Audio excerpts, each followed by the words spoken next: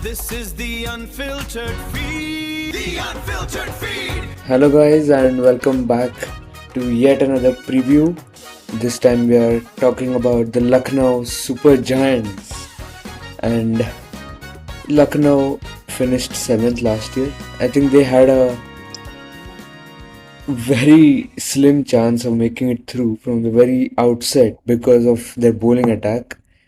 And you can see they have clearly worked a lot on that aspect, and they've gone on and made the same mistakes that they previously made, which we will talk about.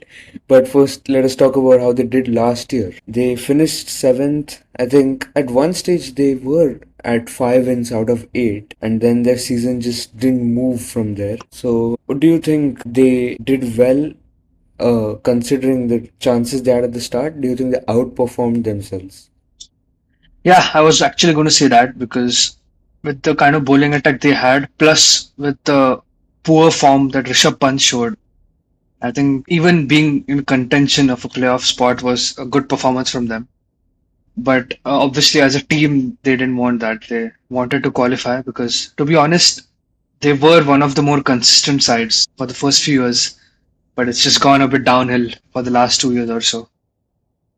Yeah, I think they had kind of that underdog story kind of a aspect to their bowling, because you had at one stage two absolute unknown commodities in Digvish Rathi and Prince Yadav carrying their bowling. And at one stage you had Akash Singh come in, you had, I think, Shardul Thakur was drafted in because they didn't have enough bowlers. So all in all, they were in a dire state. And the philosophy in the past 2 years has been to have a lot of firepower at the top and all the foreigners occupying the batting spots, and the bowlers will be handled by Zahir Khan's Academy of Pace Bowling. And this time around, they've replaced Zahir Khan with Bharat Arun. So they're doubling down on that. And Zahir had 7 pacers. I think this time they've got 10 pacers. And the problem is that all of them are very good talents, but all of them are fragile, and one or two of them to carry around in your squad is good, but when your entire bowling is of such players, once they go off and they're injured, I think it hampers your chances. And you've got a prime example of someone like a Mayank Yadav and Mohsin Khan, who they retained before the mega auction. They invested heavily in both of them, and both of them are well documented to be injured all the time, yet they kind of trusted them, and as clockwork both of them were injured and missed the last season. Mayank Yadav did come back for a couple of games, but nowhere near his best, and this time they've gone on and added Mohammad Shami, Anrik Nokia and Vanindu Hasaranga. All three of them, same story, they are injured for 8 months of the year. So do you think they are not getting the point, or do they know something that we don't? I love the rant, by the way. For some reason, Mayank Yadav and Mohsin Khan have become the Sunil Narine and Andre Russell for LSG, where you don't care about their fitness, you always pick them. And I don't think both of them have played a game together for them since, or forever. They've never done it. Never. That shows how fragile they are. I think I'm kind of pleased with the other purchases. Mohammad Shami brings some experience that they clearly need. And I think Mohammad Shami's last IPL season was a bit exaggerated by the poor pitches that SRH prepared. So he should be more, let's say he would enjoy bowling more in Lucknow. The only issue is he hasn't bowled much, so you don't know what kind of Mohammad Shami you're going to get. But that story is similar even for Bhuvneshwar Kumar, and he did pretty well last year. So I don't think it should be a big issue for Shami. But I'm hoping that they at least have 5 to 6 bowlers ready and in a good state for all the games, because that's going to be crucial for them. But I think the bowling attack looks fairly decent this time. Yeah, and one positive news for them is that every single member is fully fit except for Vanindu, who got injured, and he might come back later in the tournament if he gets the NOC. But other than that, all of those usual suspects, Mayank Yadav, Mohsin Khan, Anrik Norkia, and even Mohammad Shami, all of them are fit and are doing well in the nets, which is a big positive.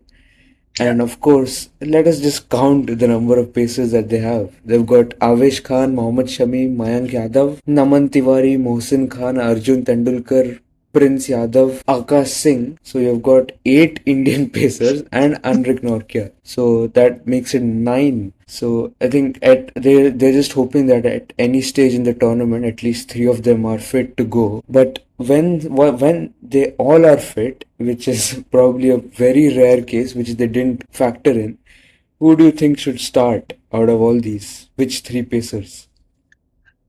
I think agree with the three that you have picked in the playing 12. I don't think they should play an overseas pacer because they have decent Indian attack. So only if Nokia is needed should they play him.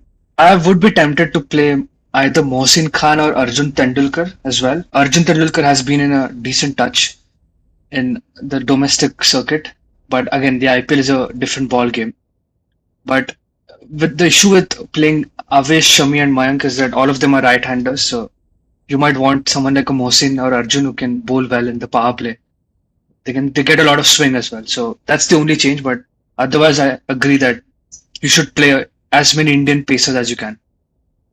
Yeah, I think Mohsin, if he is fit, I think he can be the X factor for them. But again, the question is who out of Avesh, Shami, or Mayank makes way, because all of them are kind of good bowlers in their own way. Mayank Yadav, of course, at his best is undroppable for sure. And Avesh Khan is kind of the senior bowler here, along with Shami, and he does well for LSG. Mohammad Shami, of course, the name itself is a bit too big to drop.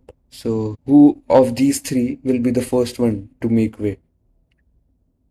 I think none of them. Let me explain. I think they have got a lot of part-time spinners. If you look at it, Ayush Badoni is a part-time spinner.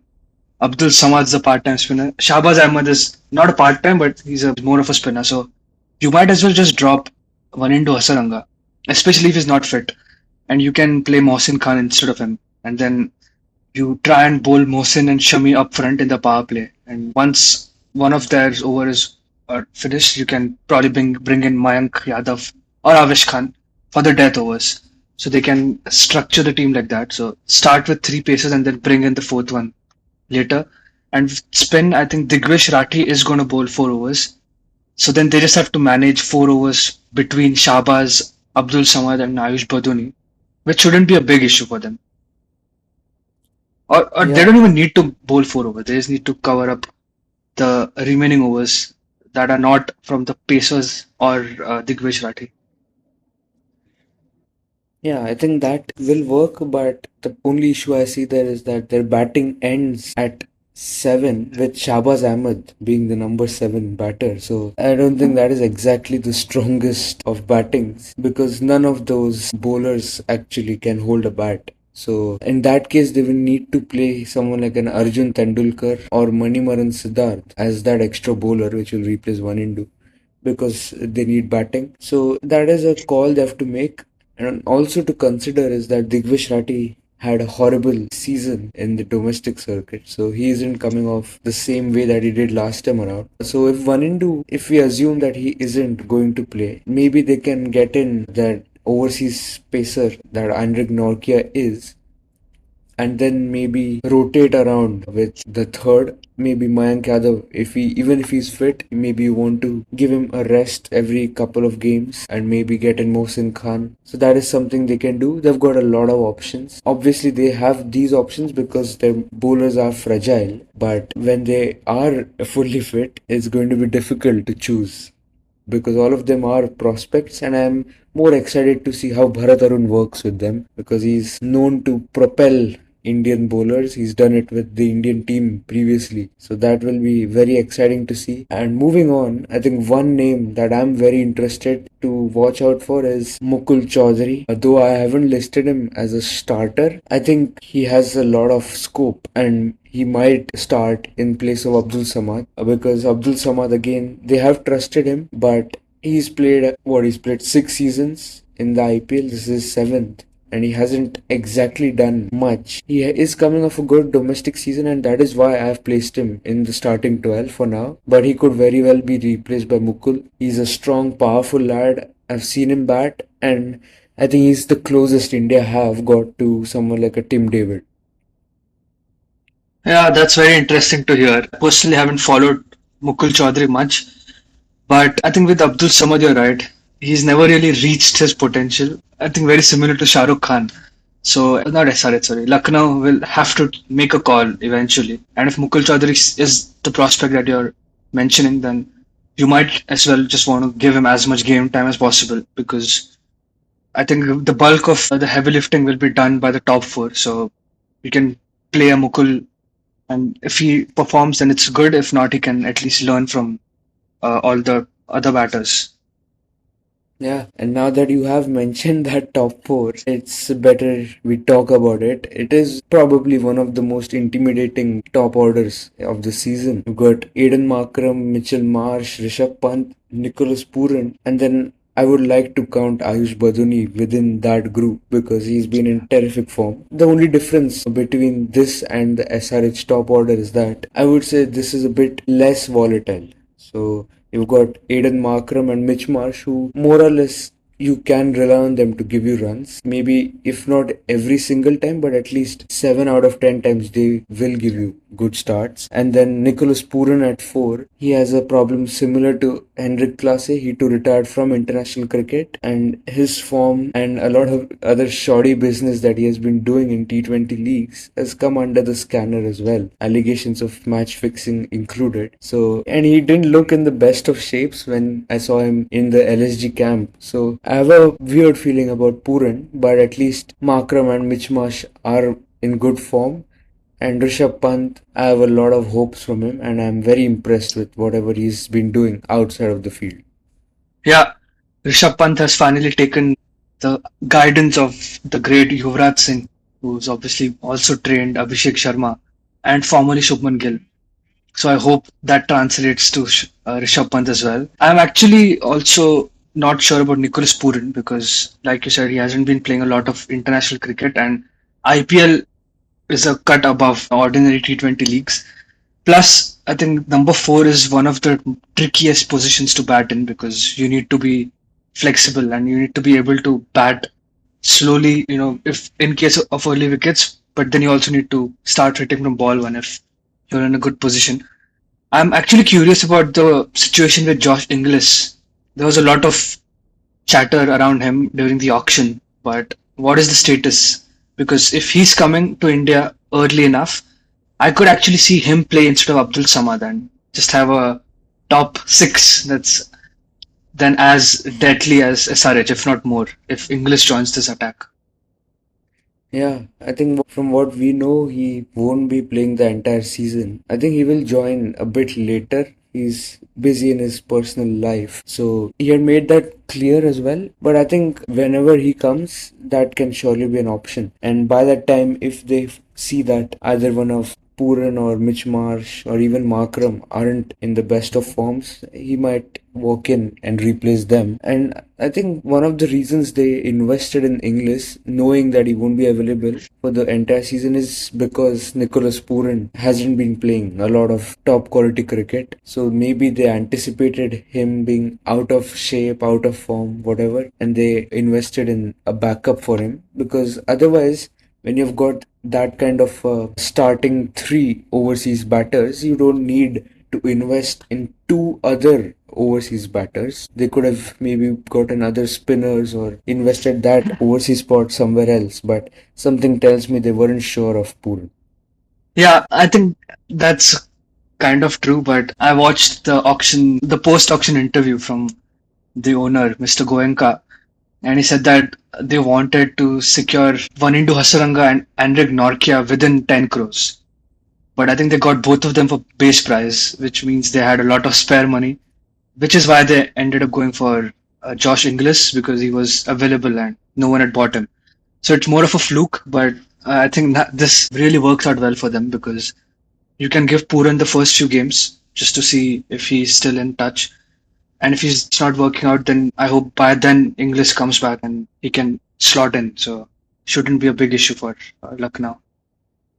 Yeah, I think their biggest problem last season was the inexperience in the bowling. But because all of them are talented, and there's no doubt about that. But where they lacked was in those crunch situations, they weren't used to it. So I think having played one entire season and kind of getting used to that pressure, I think they will be in a position to do better, because all they need to do is just complement that batting and kind of concede less than what these batters are going to score. They don't have to win games with their bowling as such. They just have to make sure that they aren't bad, and that's all, because this batting is very, very dangerous, and I see them Inform. being the part of the team which gets them the wins.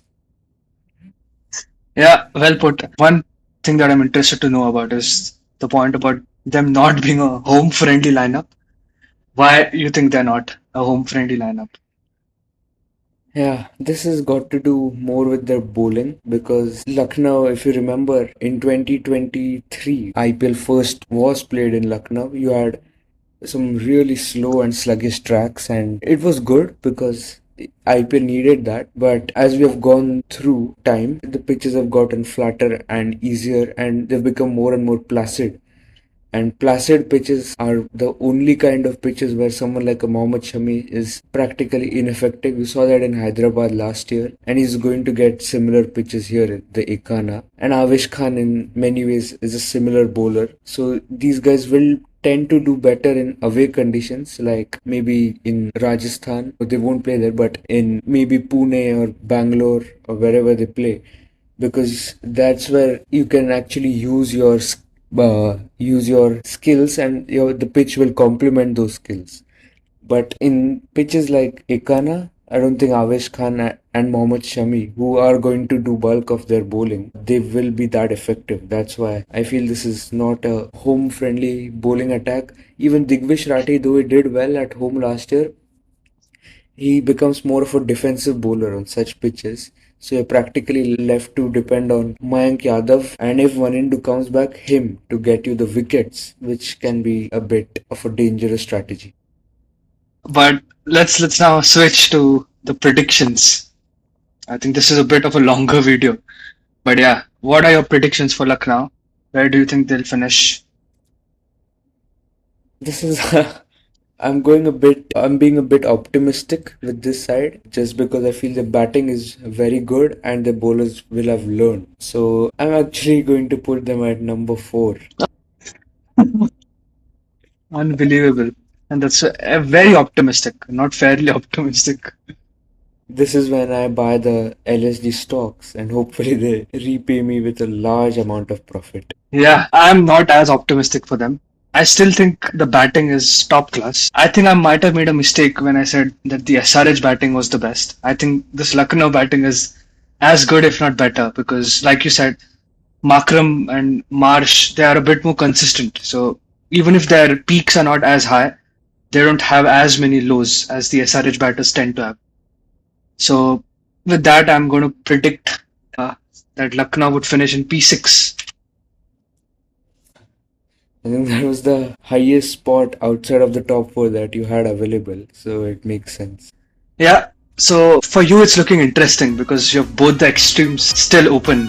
For me, I think it's a bit more clear which teams are going to be in the top 4. So with that, we have 3 more teams to go after this, which is KKR, RR, and CSK. All of them are very interesting. So we'll catch you in that video. Till then, goodbye and अब अपनी ही बारी है. Stadium में शोर है, energy on the floor है. This is the unfiltered feed. The unfiltered feed.